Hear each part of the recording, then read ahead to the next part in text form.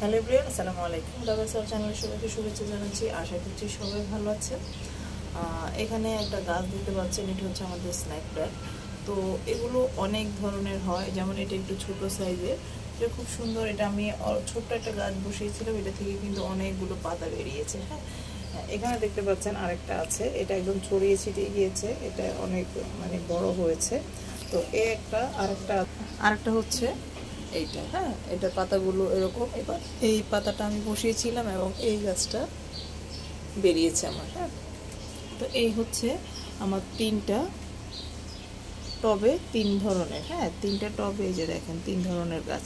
তো এটা আমি কাটিং করব, আমি আরেকটা পাত্রে বসাবো। তো তার জন্য আমি এই গাছ থেকে কয়েকটা পাতা কেটে নিয়েছি এবং পানির মধ্যে দিয়ে দিব। হ্যাঁ, পানির মধ্যে অলরেডি আমি এই গাছটা কেটে এখান থেকে দুটো পাতা কেটে আমি এখানে পানির মধ্যে দিয়ে দিয়েছি। দেখি যে শিকড় বের হয় কিনা।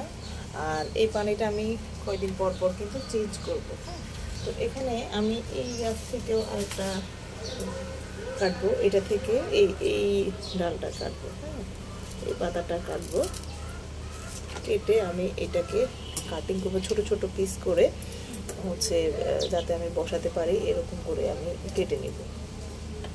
কেটে এটাকেও আমি সেম ওইটার সাথে পানির মধ্যে দিয়ে দিব। বেশি করবো না, 3-4টা করবো। ঠিক আছে, তিনটাই করেছি।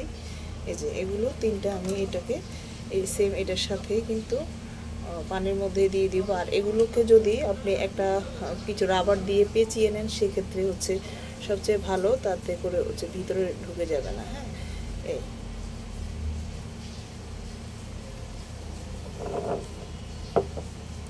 এরপরে আমি একটা ভিডিও করব, যখন এগুলো শিকড় গজাবে তখন একটা ভিডিও করে আপনাদেরকে দেখিয়ে দিব। আশা করছি ভিডিওটা আপনাদের ভালো লাগবে। ভালো লাগলে লাইক, কমেন্ট, শেয়ার করে পাশে থাকবেন। আজকে এখানে বিদায় নিচ্ছি। সবাই ভালো থাকবেন। আল্লাহ হাফেজ।